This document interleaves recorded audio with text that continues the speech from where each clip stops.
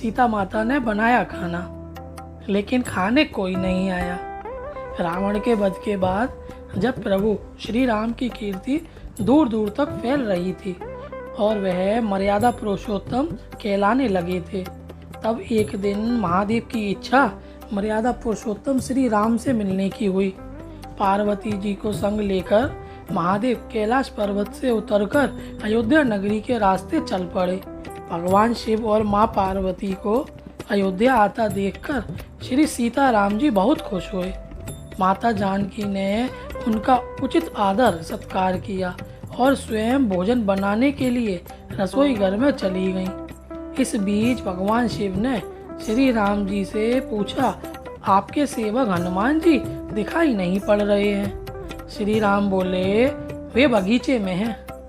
श्री शिव जी ने श्री राम जी से बगीचे में जाने की अनुमति मांगी और पार्वती जी का हाथ थामकर बगीचे में आ गए। बगीचे की खूबसूरती देखकर उनका मन मोहित हो गया।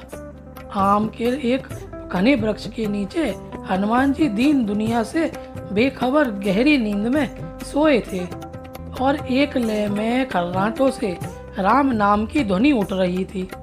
चकित होकर शिवजी और माता पार्वती एक दूसरे की ओर देखने लगे। माता पार्वती मुस्कुरा उठी और वृक्ष डालियों की ओर इशारा किया। राम नाम सुनकर पेड़ की डालियां भी झूमने लगी थी। इनके बीच से भी राम नाम उच्चारित हो रहा था।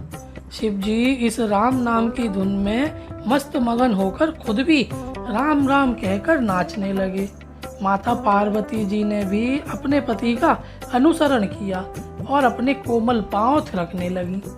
शिवजी और पार्वती जी के नृत्य से ऐसी झनकार उठी कि स्वर्ग लोक के देवता गण भी आकर्षित होकर बगीचे में आ गए और राम नाम की धुन में मस्त हो गए।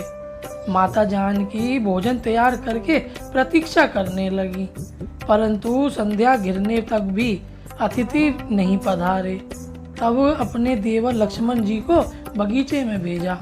लक्ष्मण जी तो स्वयं ही श्री राम का सेवक ही मानते थे, अतः बगीचे में आकर जब उन्होंने धरती पर स्वर्ग का नजारा देखा तो खुद भी राम नाम की धुन में गूंग गए।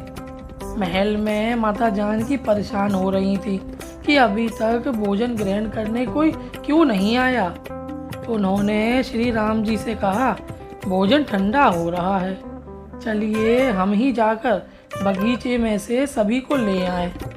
जब सीता राम जी बगीचे में गए तो वहाँ राम नाम की धूम मची हुई थी। हनुमान जी गहरी नींद में सोए हुए थे और उनके खर्राटों से अभी तक राम नाम निकल रहा था। श्री सीताराम भाव विह्वल हो उठे। राम जी ने हनुमान जी को नींद से जगाया और प्रेम से उनकी तरफ निहारने लगे। हनुमान जी प्रभु को आया देख शीघ्रता से उठ खड़े हुए। शिव जी खुले कंठ से हनुमान जी का राम भक्ति का सराहना करने लगे। हनुमान जी हैरान थे, लेकिन मन ही मन खुशी हो रहे थे। फिर भगवान शिव ने प्रसन्न होकर हनुमान जी को आशीर्वाद दिया कि आपकी राम भक्ति युगों युगों तक याद की जाएगी और आप संकट मोचन कहलाएंगे।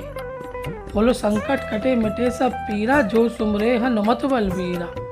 बोलो श्री सीताराम भगवान की जय। राधे राधे।